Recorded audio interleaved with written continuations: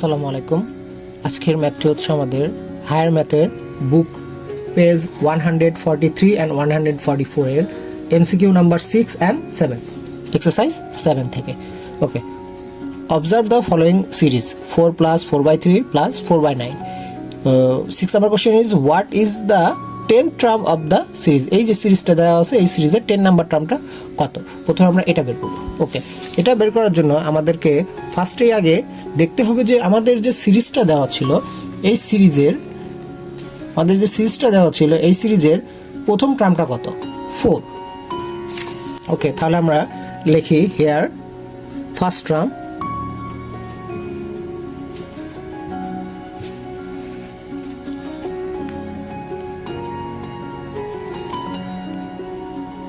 a equal 4, common ratio.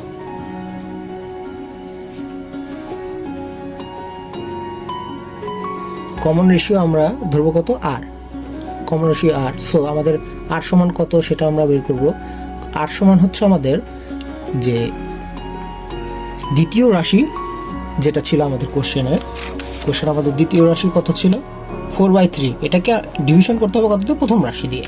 ওকে, তাহলে আমরা 4/3 division 4 আমরা যদি ক্যালকুলেশন করি তাহলে কি আসে,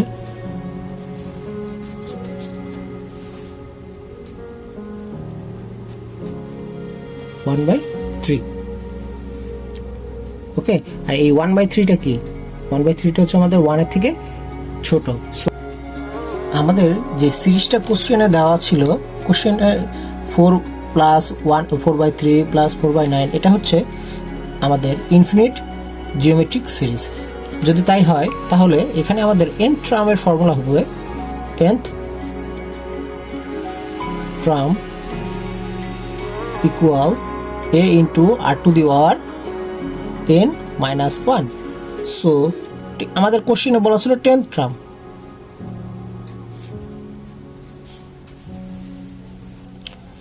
টার্মটা কি হবে,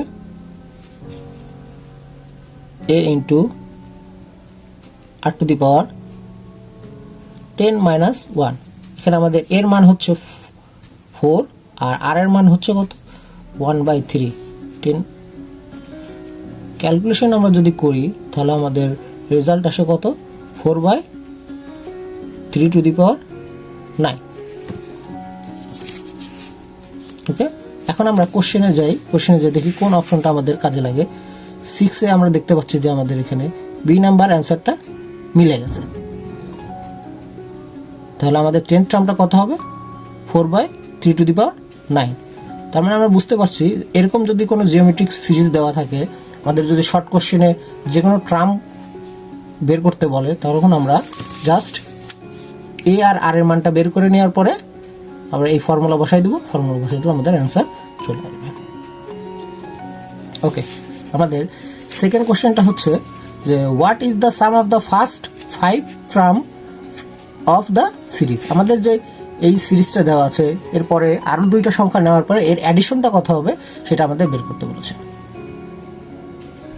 7 নাম্বার কোশ্চেন অ্যান্সার করার জন্য আমাদের যে জিনিসটা লাগবে সেটা হচ্ছে আমাদের এই যে জিওমেট্রিক সিরিজের যে সামের ফর্মুলা, সেটা we know the sum of the first n terms of the geometric series Sn equal a into 1 - r⁻n divided by 1 - r।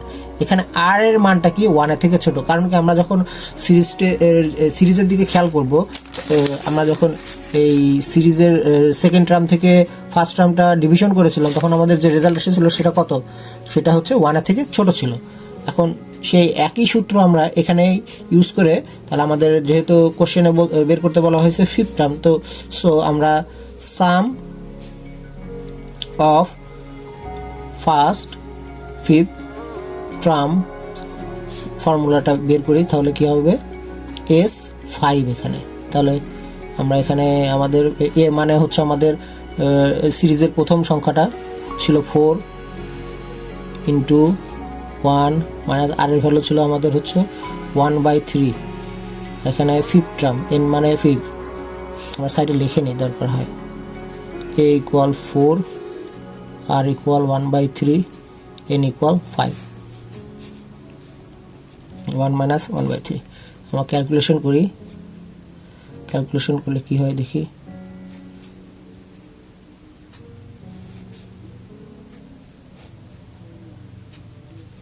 Three to the power 5 minus 1, এখানে 3 মাইনাস 1 ডিভাইড বাই 3। ক্যালকুলেশন করলে আমাদের result কত আসে, 484 divide by 81। এখন আমরা কোশ্চেনে ফিরে আসি।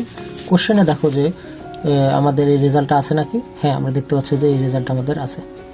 তাহলে আমাদের এখান থেকে রেজাল্টটা কত হবে, বি, 484 ডিভাইড বাই 81। আশা করি ম্যাথটা সবাই বুঝতে পেরেছো।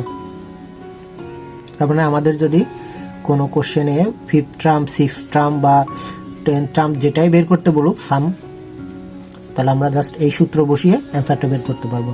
আর আগের অঙ্কটিতে আমাদের যদি 10তম টার্ম মানে আমাদের 10 নম্বর যে টার্মটা হবে সেটা যদি বের করতে বলে, তাহলে আমরা এই সূত্র, দুই জায়গায় দেখো কিন্তু দুইটা সূত্র, এই একটা সূত্র, এই একটা সূত্র। আশা করি বুঝতে পেরেছো। ধন্যবাদ।